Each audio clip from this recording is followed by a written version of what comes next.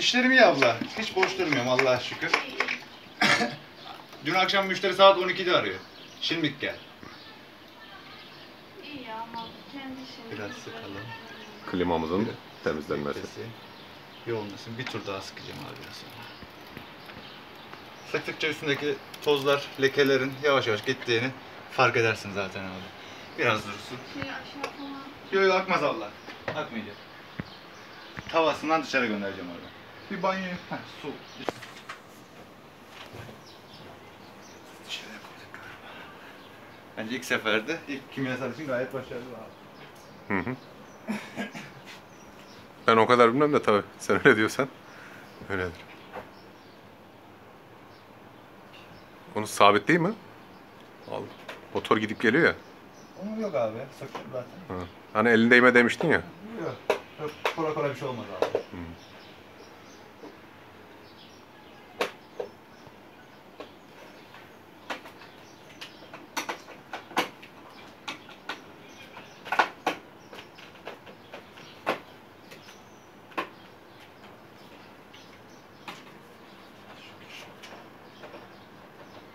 Benim kız dünyaya geldi. İyi. Ama evlilik zormuş. Ne açıdan?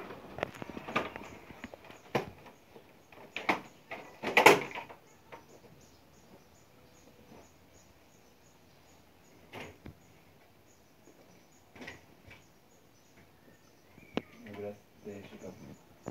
Nasıl klima? Klima güzel abi de parçaları hani böyle parçalama durumu çok şey. Baksana labirent gibi hani. Hı.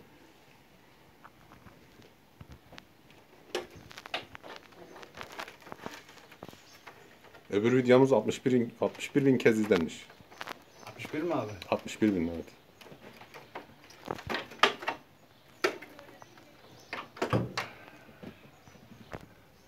Klima sıkıldığı yer, bir de sıkamadığı yer.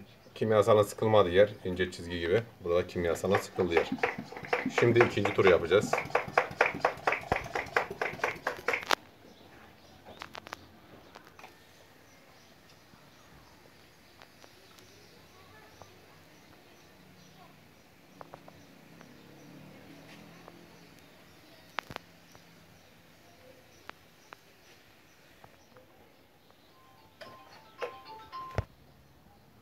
Tamam abi geldi. Klima neyi vardı abi?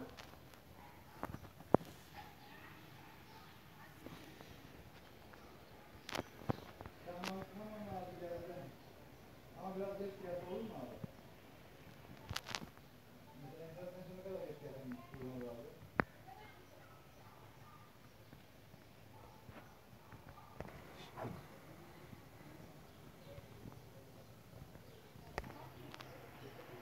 Soncay Usta, bu su ne için? Sıktığımız kimyasalda herhangi bir kalıntı, pislik kalmaması için abi. Ki bir iki ay sonra tekrar bakteri oluşturmasın kimyasalın kaldığı yerlerde.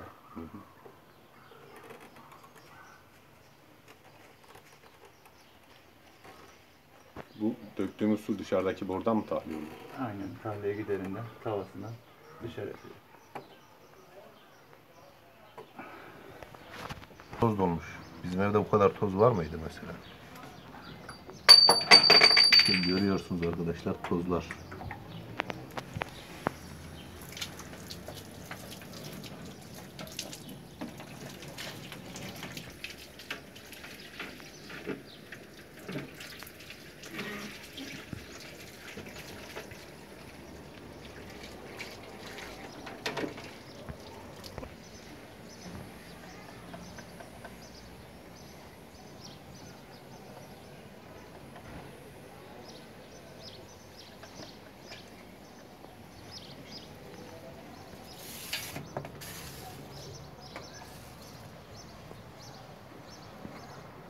Hiç fırçaya falan hiçbir şeye gerek yok abi. Kimyasal söküp geçiyor. Göründü mü? Kokusu da geldi. Hissettim kokuyu. Bu çok kaygan bir malzemedir ya. Eldiven kullan istersen. Eritiyor abi. Bu parçalara da kimyasallardan sıktık. Ön kapağı sıkmadık. Rengini soldurmaması için.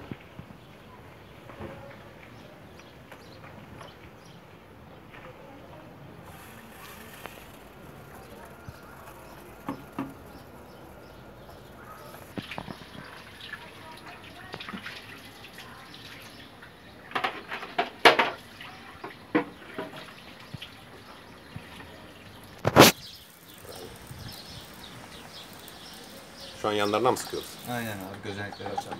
Gözenekleri açalım.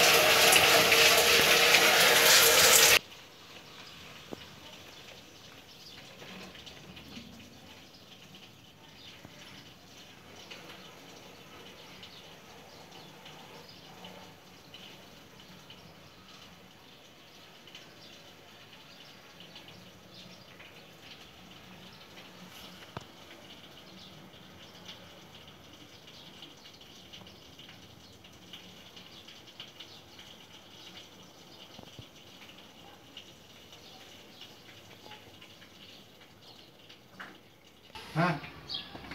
Tamam, bitti mi şimdi?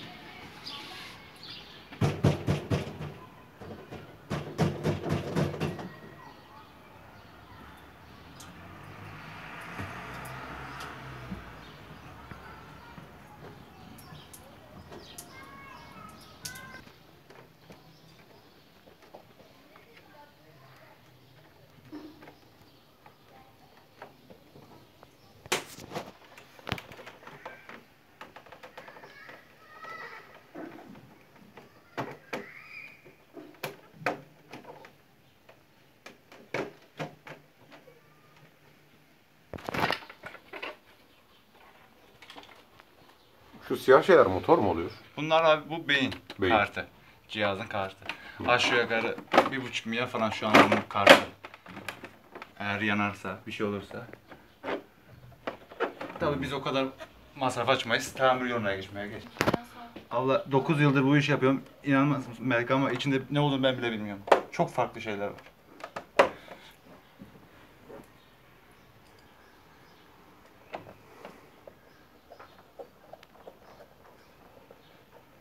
Mikrobik bir şey ama. Yani bir şey yer sıktığın zaman, mesela lavaboyu panko muydu ismi? Pinko muydu? Demeden böyle riskli olduğu yerde. Maske, eldiven hepsini Tabii, kullanın. Sen yıllarca yapacaksın bu işi. Meslek hastalığı diye bir şey var çünkü. Yo, söylemiştim ben. Hayır. Yo, söylemiştim. Hayır. Vallahi. Ben de hatırlamıyorum ya Söyleseniz Soncay. biz yaparız. Caner, Ahren Deniz koymuş kızının adını. Kontrol yapacağız abi. Şu an gaz kontrolü yapıyoruz. Aynen, dışıntılar devreye girdiği zaman manometreyi bağlayacağız. Bakalım kaç bar gaz var. Evet, bir yılda ne kadar? değişmiş ona Aynen, bakacağız. bakalım ne kadar eksikmiş. Alette bu.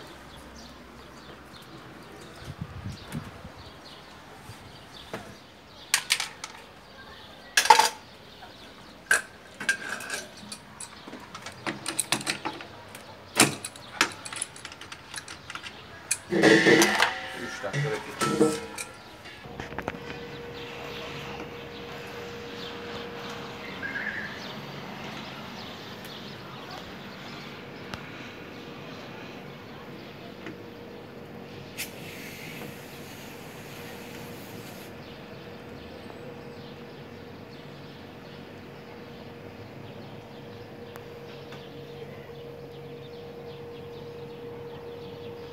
Hem yaz hem kış kullanıyoruz biz bu aleti.